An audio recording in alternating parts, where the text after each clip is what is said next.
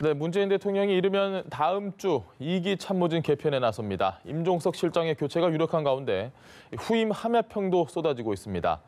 한편 정치권에서는 신재민 전 사무관의 폭로를 놓고 여전히 공방을 이어가고 있는데요. 전문가 두 분 모셨습니다.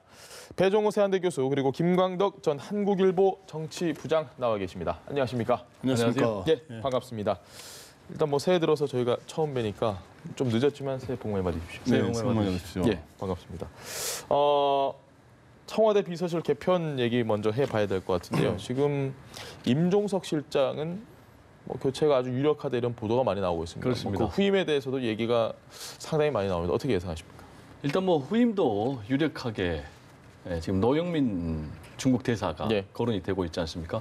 모든 언론에서 다 유력하다 이렇게 얘기를 하고 있는 걸 보니까 사실상 거의 내정이 된 것 같고요. 지금 노영민 중국 대사가 주중 대사가 임명이 된다면 후임 실장으로 예. 친정 체제가 굉장히 강화되는 그런 모양새입니다. 그리고 지금 정무수석에는 강기정 전 의원 역시 이제 친문으로 분류가 되거든요.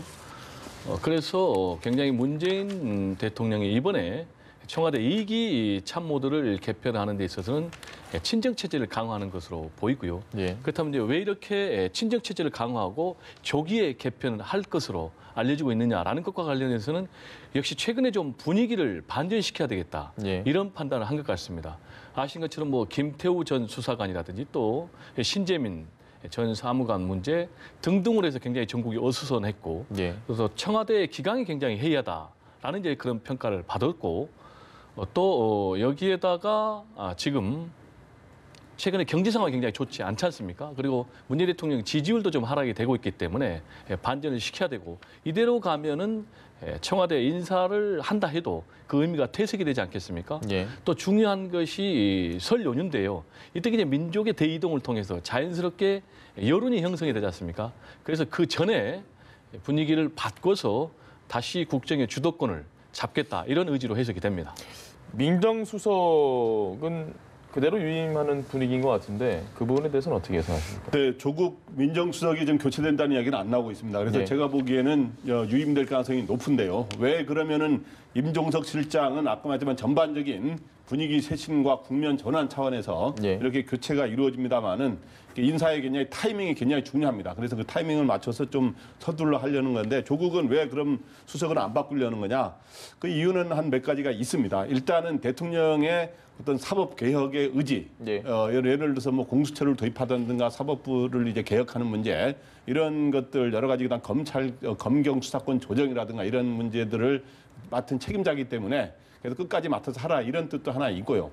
또 하나는 촛불 정권의 일종의 상징적인 인사로 이렇게 과거에 여러 가지 서울대 법학전문대학원 교수면서도 여러 가지 참여연대 등 시민단체 많이 활동하지 않았습니까? 네. 그런 거를 촛불 정권의 정신을 이어간다라고 하는 그런 상징적인 걸 생각하는 게 있고 또 하나는 뭐냐면 민간 사찰 의혹 논란에 휩싸이지 않았습니까? 그렇기 때문에 이번에 바꾸게 되면 일종의 경질로 비치게 되면서 여야 간에 이러한 거를 둘러싼 힘겨루기에서 뭔가 야권에 밀리는 듯한 거로 비칠 수 있다는 점 이런 것도 전반적으로 고려하다 보니까 조국 수석은 일단 임종석 실장 교체하는 것만으로 분위기 쇄신이 된다고 보고 이제 조국 수석은 유임하려는 게 아닌가 이런 생각이 듭니다. 알겠습니다.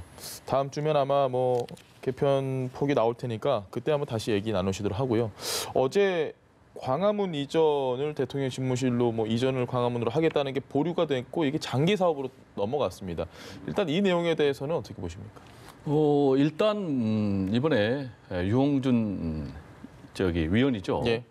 광화문 시대위원회 위원인데 이분이 밝힌 건 크게 세 가지 아니겠습니까? 하나는 역사성 그리고 또 하나는 보안 문제, 하나는 비용 문제인데 다시 이것을 정리하면은 결국은 경호 그리고 의전이 가장 심각한 문제로 정리가 돼요. 아시는 것처럼 이제 광화문 시대를 열겠다라면서 문재인 대통령이 공약을 내걸었지 않습니까? 예. 그래서 대통령에 당선이 됐는데 막상 하려고 하니까 지금 서울시에서 광화문 광장 이제 재구조 사업을 하지 않습니까? 이 핵심 내용이 뭐냐면은 현재 광화문에 차가 다니고 있는데 차를 일절 못 다니게 하고 예. 그래서 보행자 중심의 광장으로 바꾸겠다는 거 아니겠습니까? 그렇게 될 경우에는 지금 대통령 관저가 있는 곳으로서부터 100m 까지는 접근을 못 하거든요, 이래를. 그리고 집회도 못 하고. 그러면 만약에 문재인 대통령이 청와대 집무실을 광화문 정부 종합청사로 옮기게 된다면 오히려 집회를 하기가 힘들어지는. 그러니까 아예 쓸 수가 없게 되는 거죠. 그러니까 모순이 되는 거죠. 예. 그래서 이제 원천적으로 불가능하기 때문에 그렇게 하지 않겠다. 이제라는 입장인데 그렇다면 이제 문재인 대통령 같은 경우는 지난 대선뿐만이 아니고 2012년에 대선 때도 이 공약을 내걸었거든요. 예. 그러니까 야당에서는 졸속 공약 아니냐 하면서 대통령에게 사죄하라라고 얘기를 하고 있고 또 이제 이걸 밝히는 과정에서 지금 유홍준 위원께서 풍수설까지 얘기했는데 예. 이 부분은 좀 앞으로 상당히 논란이 될 것으로 그렇게 전망이 됩니다. 공약 파기라는 원칙적인 이야기와 동시에 좀 실리적인 접근을 했다. 어떻게 평가하십니까? 일단은 실리적으로 현실적으로 제가 보기에 실리라기보다는 예.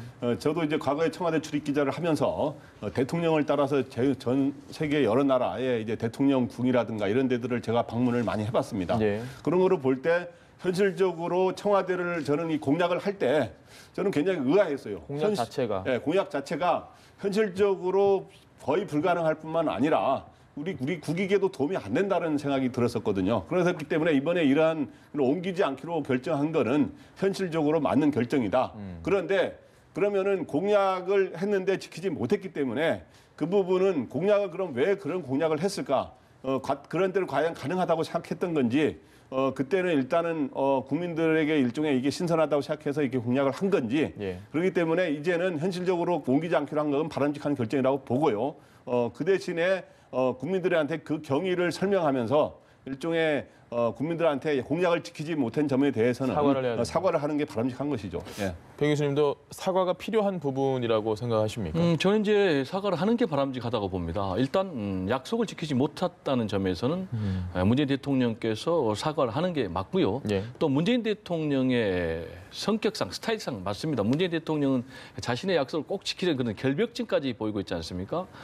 그러면 이제 못 지키게 됐으니까 문재인 대통령이 본인의 스타일대로 국민들에게 진솔하게 사과를 하는 게 맞고요. 또 이게 정치적으로도 도움이 됩니다. 그게 뭐냐면은 지금 이제 야권에서 특히 이제 한국당에서는 사죄라고 지금 사죄까지 요구하고 있는 네. 그런 상황이더 제가 볼 때 뭐 사죄까지 해야 될 상황인지는 모르겠고 어쨌든 간에 문재인 대통령께서 이 광화문 시대를 열겠다는 것은 결국은 청와대를 국민들에게 돌려주겠다. 예. 그래서 청와대를 개방하겠다. 그리고 자신은 대통령이 된 뒤에 국민과 소통을 하겠다.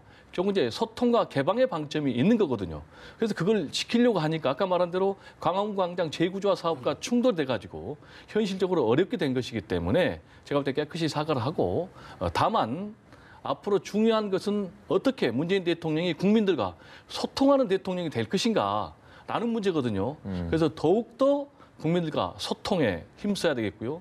이제 보여주기식 소통이 아니라 정말로 진솔하게 본인들이 말한 대로 뭐 근로자들도 만나고 같이 맥주도 먹고 그래서 직접 국민의 소리를 들을 수 있는 소통의 길을 늘려야 되고요.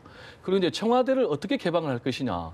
제가 볼 때는 뭐 거리감 없는 청와대, 예. 거리감 없는 대통령이 되려면은 최대한 청와대를 좀 개방을 해야 되는데 이 부분은 역시 의전 문제 그리고 보안 문제, 안보 문제가 복잡하네요. 있지만은 예. 이제 이 부분을 유홍준 같은 전문가들이 좀 고민을 해야 된다고 저는 생각을 합니다. 한마디만 하면요. 예. 지금 흘러나오는 얘기입니다만은 대통령께서 연두 이제 신년 기자회견을 하지 않습니까? 기자들하고 이 자리에서 대통령께서 이거에 대해서 설명을 할 가능성이 높다 이런 이야기가 나오고 있습니다. 그래서 저희 이 자리에서 대통령께서 설명을 하면서 그게 유감이든 사과든 그런 뜻을 저는 밝힐 거로 예상을 하고요. 예. 그래서 이제 아까 외국 사례를 이야기했는데 제가 외국의 대통령궁이나 이런 데 총리가 또 나라를 이끌어가는 나라도 있잖아요. 그런 나라는 내각제인 경우는 총리 외에 또 국가 원수가 따로 예를 들어서 있기 때문에 예를 들어서 대부분의 대통령제 국가는 여기 오면은 이제 의장대 사열이라든가 이런 것도 해야 되거든요. 그럼 나름의 공간이 필요해요. 네. 그리고 그런 거를 또 잘 하는 게 외교적으로 도움이 되거든요, 사실은. 근데 이제 영국의 총리 같은 경우는 바로 일반 시민들이 걸어다니는 길에 딱 건물 하나로 있어요, 그냥 일반 자기 집안 자택하고 같이 겸비돼서 그래서 저게 저 총리실 공간인가 하는데 거기는 그러나 그런 거를 왕궁에서 그걸 왕궁 행사로 따로 하기 때문에 예. 그런 것들이 따로 필요 없는 것이죠. 예. 알겠습니다. 그리고 이제 제가 풍수와 관련해서 좀 얘기를 하고 싶습니다. 예. 저는 이제 풍수를 믿지 않습니다. 예. 그런데 유홍준 자문위원께서 이번에 청와대 집무실 광화문으로 이전한 것 사실상 무산됐다라는 걸 설명하면서 예. 풍수적으로도 불길하다 이렇게 얘기를 했거든요. 그럼 이거는 굉장히 부적절한 말인 게 그러면 풍수가 과학인가 미신인가 이 부분에 대해서 국민들이 다 다르거든요. 근데 논란이 될수 본인은 있죠. 그렇습니다. 본인은 이제 풍수를 완전히 믿고 이렇게 얘기한 거고 또 본인 논리에 따르면은 문재인 대통령이 앞으로 미래가 불행한 대통령이 되는 거예요. 그러니까 이거는 본인이 반드시 사과하고 취소를 해야 됩니다. 물론 이제 풍수적인 논쟁은 계속 있었어요. 예. 그게 무슨 얘기냐면 과거 이조 시대 때도 경복궁이 과연 길지냐 흉지냐라는 것과 관련해서 굉장히 논쟁이 있었고 예. 그다음에 이제 청와대 터와 관련해서는 기본적으로 대부분의 풍수가들은 흉지다 이렇게 얘기를 합니다. 왜 그러냐면 일단 북악산에서 살기가 내려온다. 기운이 너무 세다는.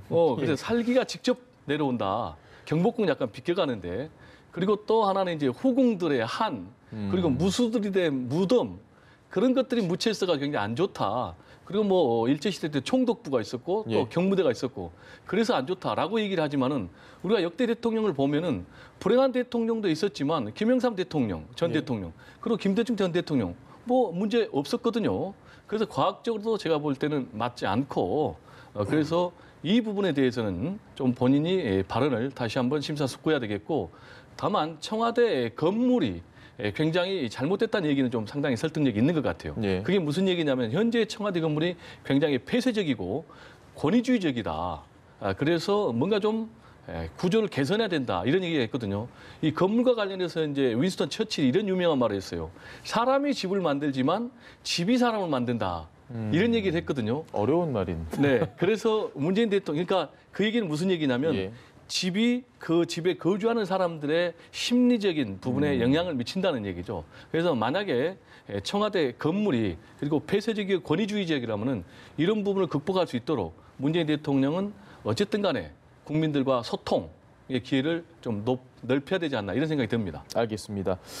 지난 월요일부터 한 어제 정도까지 전국에서 제일 뜨거웠던 이슈는 역시 신재민 전 사무관 얘기가 아닌가 싶은데요. 신재민 전 사무관을 두고 정말 많은 일들이 있었고 많은 이야기가 있었는데 예. 이 질문 먼저 드릴게요. 신재민 전 사무관은 공익 제보자라고 생각하십니까? 저는 공익 제보자냐 일종의 비밀 누설자냐 예. 뭐 심지어 그걸 아주 인격적으로 지금 현재 비판하는 민주당에서는 일부 의원은 아주 심한 표현을 씁니다만은 심한 표현은 나중에 제가 말씀드리겠습니다. 그거는 이제 제가 인용하기도 그럴 정도 예. 수준인데 저는 꼭 딱 단정은 하지 못하지만 저는 공익 제보에 가까운 쪽으로 그건 좀 더 규명해봐야 좀 더 이제 시간이 지나면서 규명해봐야겠습니다만은 현재 판단으로는 공익 제보에 가까운 거로 저는 그렇게 봅니다. 예. 공익 제보에 가깝다고 생각하시는 근거에 대해서 여쭤보죠. 네, 근거는 지금 현재 신재민 전 사무관이 일종의 폭로 또는 공개한 게 크게 세 가지라고 볼 수 있겠죠. 예. 민간 기업인 KTNG에 대한 그래서 청와대가 인사 압력을 넣었다. 이거를 기획재정부에 지시했다는데 그 청와대가 그렇게 기획재정부의 의견을 냈을 수는 있는데 그게 압력이냐 아니냐 하는 논란은 있을 수 있습니다. 근데 이거를 볼 때 일종의 그 KTNG의 내부 문건에 기재부가 이 인사에 개입할 수 있는 거에 대한 정황들이 적혀 있는 게 있거든요. 거기에 청와대가 개입했다는 뚜렷한 근거는 없습니다만은 예. 일단 이런 게 있고 또 하나는 국채 발행을 적자 국채 발행을 청와대가 압력을 행사했다 했는데 이거에 대해서 그 기획재정부에서는 해명하기를 이런 청와대하고 협의는 있었으나 결국에 기획재정부가 최종 결정에 따라서 청와대가 의견을 냈다는 것 자체는 반박하고 있지는 않아요. 사실은. 그렇기 때문에 그걸 압력이냐 아니냐 보는 거는 일종 해석이 차기 때문에 그런 거에 대해서 충분히 설명을 정부가 하면 되는 상황이기 때문에 이것도 완전히 팩트 자체를 완전히 잘못된 거를 이야기한 게 아니고요. 예. 또 하나가 그 연관된 겁니다만은 11월 15일 날 바이백이라 그래서 이미 발행된 국채를 조기 상환하는 예. 이런 거에가 바로 전날 취소된 거에 문제점을 제기했는데 이번에 이거야 이미 공개된 이미 다 알려진 정보인데 이거에 바로 이 적자 국채 발행이라고 하는 거를 원하는 청와대의 입김이 들어간 게 아니냐라고 하면서 이거는 이제 기획재정부 내에서 전격적으로 이제 이루어졌다고 이야기했는데 예. 이러한 문제 그리고 그 1조를 바이백을 하지 않음으로 이 사람이 상당한 이자가 발생하는 그런 건데 그때는 상당히 세수상으로 흑자가 상당히 이루어졌거든요. 네. 그럼에도 불구하고 그렇게 그 갚지 않은 걸 갑자기 하루 전에 취소한 거는 우리가 일반적으로 볼 때 뭔가 불합리한 그런 걸 지적할 수가 있는 거죠, 전문가 입장에서. 그렇기 때문에 이러한 거를 청와대가 압력이냐 아니냐라고 하는 거는 논란의 소지가 있습니다만은 이런 것들을 젊은 사무관으로 한 사람이 근데 현직이 아니기 때문에 이거는 공익제보가 아니라고 하는 논리를 펴는 사람이 아주 일부 민주당에서 그걸 인용을 하고 있는데 예. 제가 보기에 공익제보를 찾아봤어요. 그런데 그 내부자가 공개한다라고 하는 말은 있는데 그게 꼭 현직이냐 아니냐라고 하는 규정을 저는 어디서도 찾아볼 수가 없고 심지어 저는 일반 시민이 그 어떤 공무원 사회 속에서 있었던 걸 자기가 지켜보고 그거를 폭로해도 저는 공익제보라고 볼 수 있다고 보거든요. 그렇기 때문에 너무 그거를 그렇게 규정해가지고 뭐 심한 표현으로 인격적인 모독적인 발언을 하는 거는 부당하다 이런 생각이 듭니다. 같은 질문 드리고 싶습니다. 네, 저는 이제 우리 김 부장님하고 좀 생각이 다른데요. 예. 본인은 공익제보자라고 주장을 해요. 그런데 이제 공익제보자가 되려면은 제가 볼 때는 현직에 있을 때 부당한 일을 당했을 때 그때 폭로한 것이 더 맞고요. 물론 이제 퇴직 이후에도 할 수가 있죠. 마음이 변해서. 그리고 어쨌든 간에 이게 반국가적이고 반사회적이어야 되는데 제가 볼 때 이거는 굉장히 정책적인 논란이 있는 문제거든요.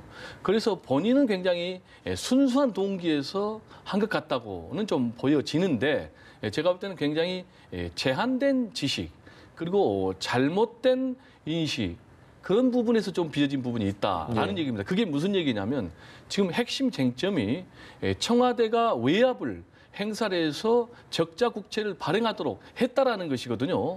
그러면 여기서 두 가지가 쟁점인데 하나는 청와대가 의견을 개진할 수 있느냐 없느냐라는 부분이거든요.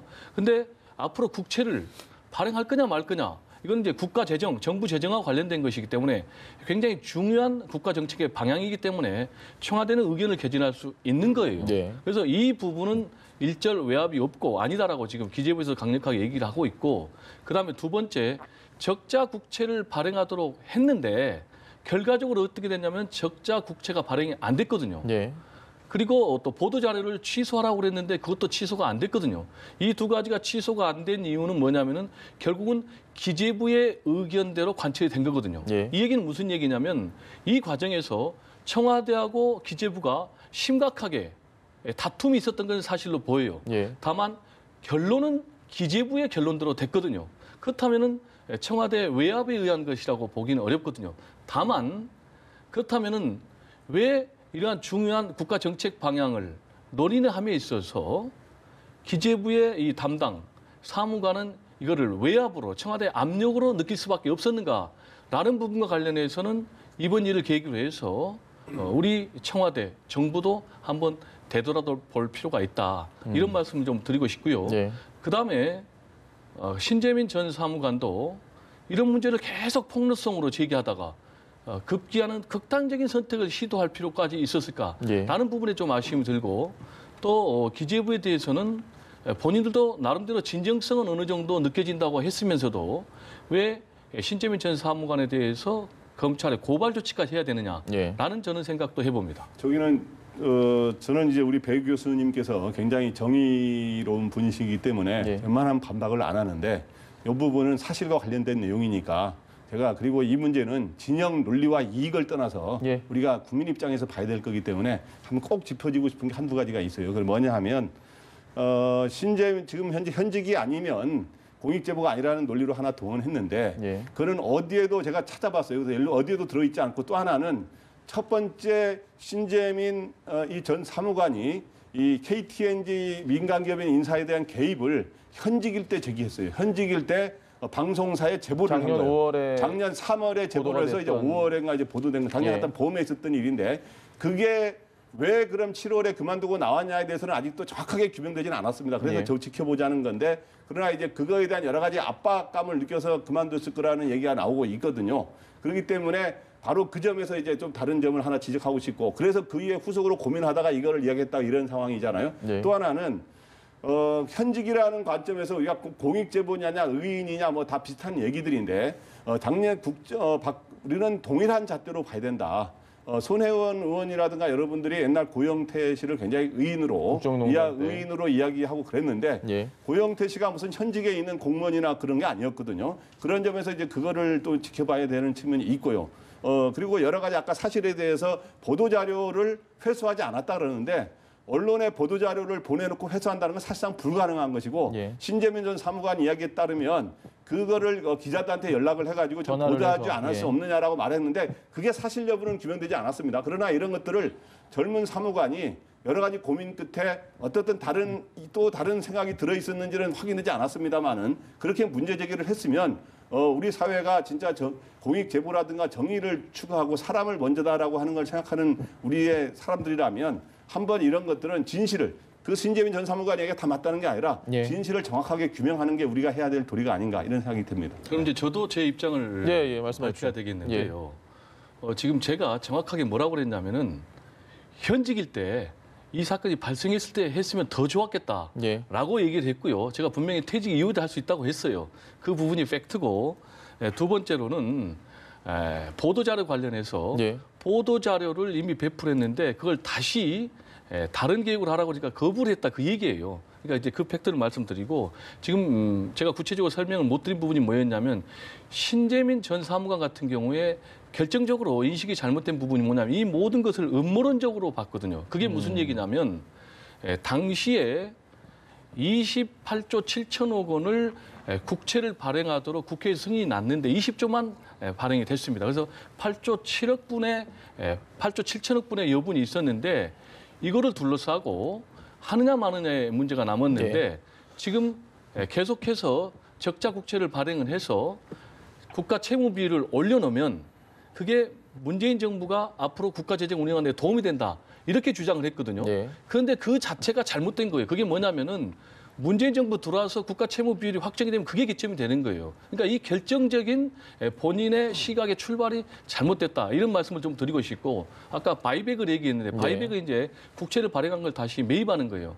그런데 이번에 바이백은 그걸 매입을 해도 다시 국채를 발행해서 또 매입을 해야 되기 때문에 결국은 국가 채무 비율에는 전혀 변동이 없는 거예요. 설명을 기재부가 했었습니다. 그렇습니다. 그러니까 다시 돌아오면 무슨 얘기가 되냐면은 신재민 전 사무관이 주장하는 모든 논리의 근거가 다 팩트하고 사실과 틀린 게 되니까 설득력이 없다 이런 얘기입니다. 그러니까 바이백 문제는 이거는 굉장히 국익과 관련된 거기 때문에 이거는 이제 좀 아셔야 될 것 같은데 11월 초에 1조 5천억을 바이백을 했고 또 1조를 11월에 15일하고 또 20 며칠에 하기로 했었는데 15일에 하기로 된 거를 바로 전날 취소를 했습니다. 그러면은 1조를 국채를 조기에 상환해버리면 그만큼 이자의 부담이 없어지는 거거든요. 그리고 또 조기 상환할 돈이 실제로 세수상으로 더 이게 세수 흑자가 이루어졌기 때문에 충분히 가능한 일인데 그거는 예고된 일이었거든요. 보통 국채 바이백이라고 하는 거는 전달에 말쯤에 다음 달에 주로 바이백들이 예고가 돼요.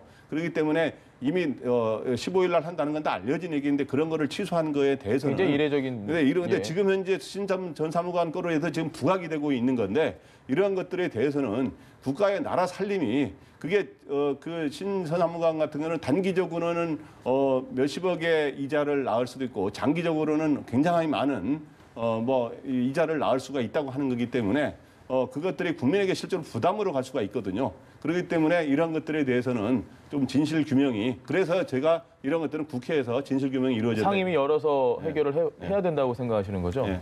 자, 이 부분과 관련해서요. 당시에 10조 원의 세수 초과가 있었던 건 사실이에요. 그러면 이 10조 원으로 국채를 바이백을 하느냐 마느냐 이런 거는 선택의 문제예요. 즉, 정책적 판단의 문제다. 그렇습니다. 정책적 판단의 문제라는 거 제 말은. 즉 뭐냐면은 신재민 전 사무관 같은 경우는 이제 국고국에 근무를 하거든요. 그러니까 이 신재민 전 사무관 입장에서는 재정 건전성만을 볼 수 있는 거예요. 그러나 문재인 정부 들어와서는 산업 구조조 정도 해야 되고 그 과정에서 발생하는 실업자 구제를 위해서 일자리도 만들어야 되기 때문에 확장적인 재정 운영을 해야 된다라는 문제가 남은 거예요. 다시 정리하면 재정 건전성을 택할 것이냐 확장적인 재정 운영을 선택할 것이냐라는 정책적 선택이 남은 부분이고 여기에 관련해서 신재민 전 사무관은 재정 건전성을 선택한 거예요. 그렇지만은 신재민 전 사무관이 의사결정권자는 아니거든요. 그래서 전체 의사 결정 그것이 어디냐면은 청와대에서 압력이 왔든 안 왔든 어쨌든 간에 기재부 내에서 의사 결정을 통해서 청와대의 압력이라는 요구를 거부하는 결론이 났다 이 말이에요. 그런데 이거를 계속해서 그런 음모론적으로 얘기하는 것은 맞지 않다. 이런 배 얘기 교수님 보시기에는 그러면 이 문제를 한국당이 좀 상임위를 계속해서 소집을 해서 좀 사안을 제대로 한번 봐보자. 거기에 동의하십니까? 뭔가 국회 차원에서? 저는 이제 한국당에서 이 문제에 대해서 상임위를 열자는 거 아니겠습니까? 그리고 이제 상임위는 전체 상임위의 제적 4분의 1이면은 소집할 수가 있는 거예요. 더구나 여기에다 이제 바른미래당도 지금 하자는 거 아니겠습니까? 그리고 또 뭐 청문회까지 하자는 거 아니겠습니까? 근데 저는 이거는 당연히 할 수밖에 없고 또 계속해서 지금 국가적인 쟁점이 되고 있는데 정치적인 쟁점이 되고 있는데 해서 저는 진실 규명하는 게 맞다고 보고요. 다만 지금 김태우 전 수사관 사건과 관련해서 한국당에서 결국 국회 운영위 소집했다는 거 아닙니까?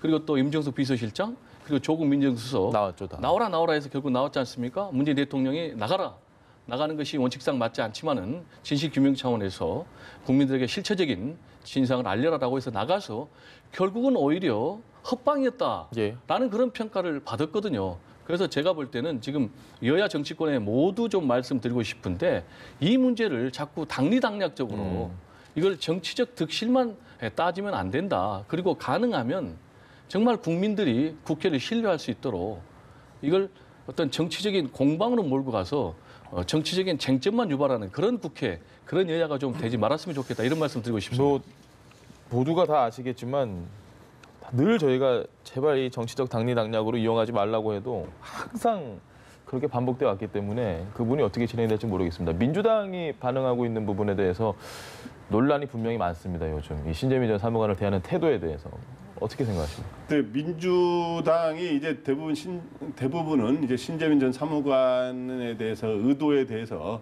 굉장히 비판적이고 공익 제보자가 아니라는 입장이죠. 그래서 이제 민주당은 그러나 뭐 아주 인격 모독적인 발언을 당 자체에서 하는 건 아니고 그 중에 이제 소수의 의원, 손혜원 의원이라든가 이런 분들이 아주 인격에 대해서 굉장히 공격을 하는 이런 발언을 하고 있는데 특히 손혜원 의원 거는 저희가 좀 이해가 잘 되기 힘들고 참 너무나 안타깝다라는 생각이 들더라고요. 그러니까 예를 들어서 그 표현이 좀 이게 한 정치인이기 전에 같은 인간으로서 이렇게 쓸 수 있는 표현인가. 근데 여기 보면 어떤 표현들이 나오느냐 하면 나쁜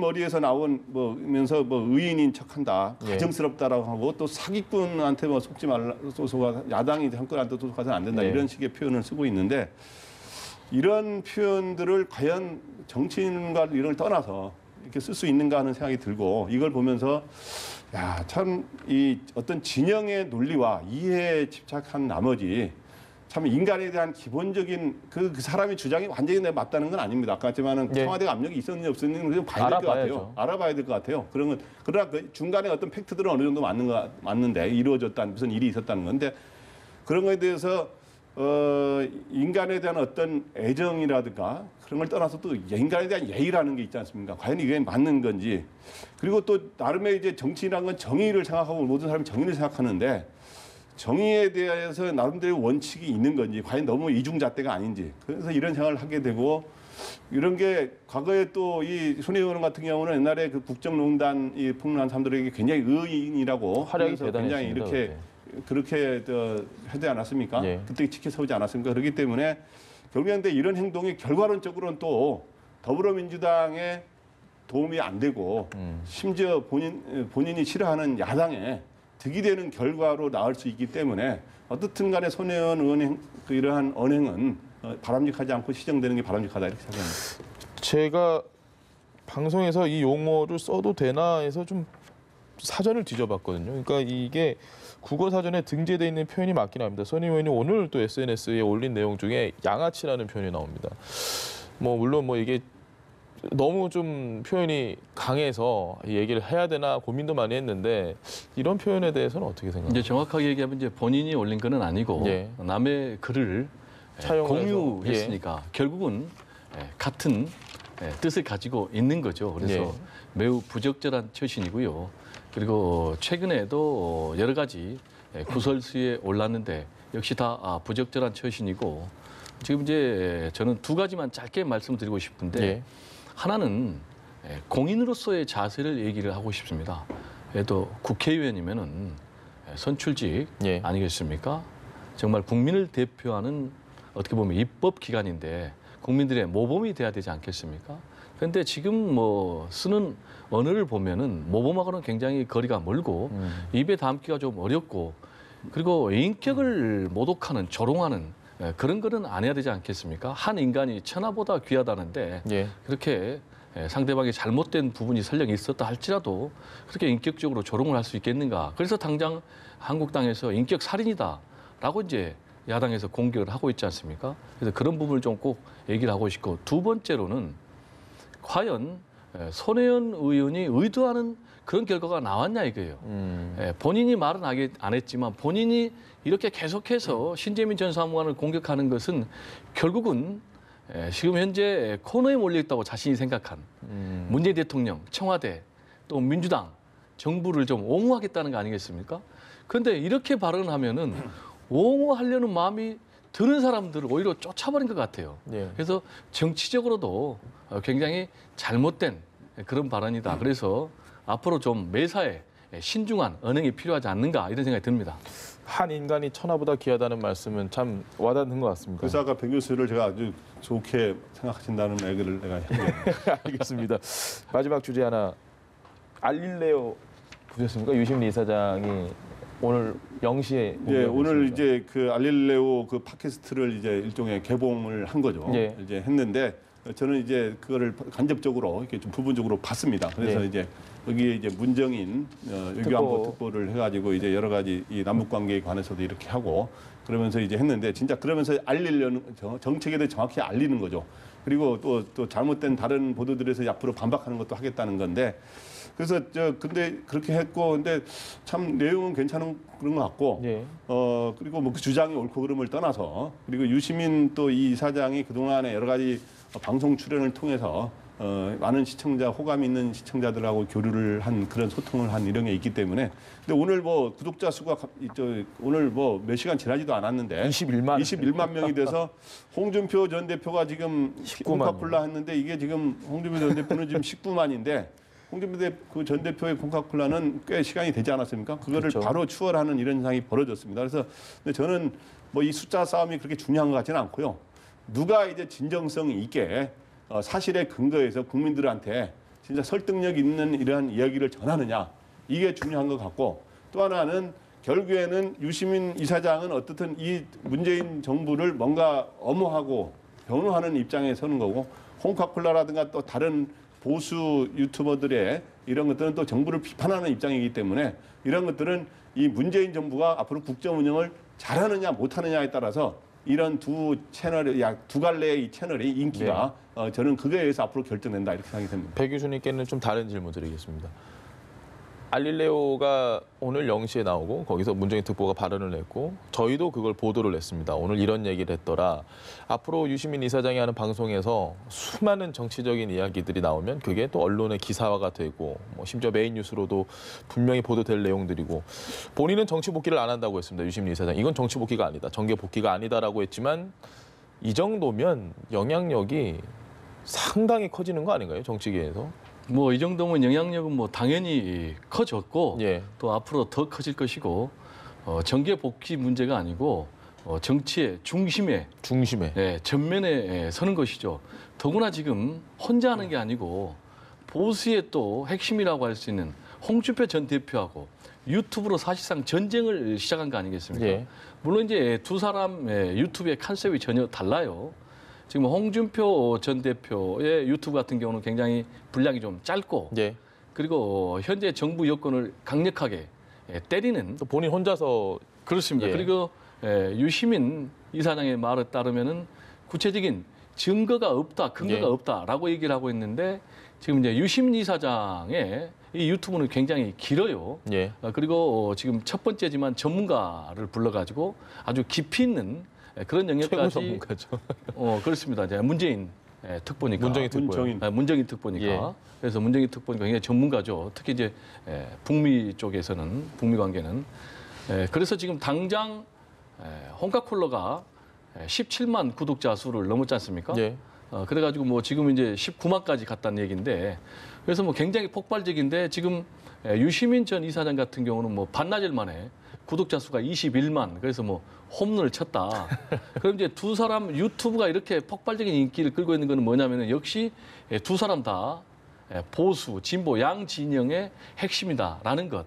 그리고 또 하나는 유튜브의 특성도 있습니다. 예. 그게 뭐냐면 한 세 가지가 있는데 첫 번째는 유튜브는 편집권이 올리는 사용자한테 있다는 것입니다. 뭐냐면은 기존의 언론 매체는 그 언론사가 편집권을 갖고 있는데 이거는 이제 게시자가 편집권을 갖고 있기 때문에 예. 원하는 대로 마음껏 올릴 수가 있는 거예요.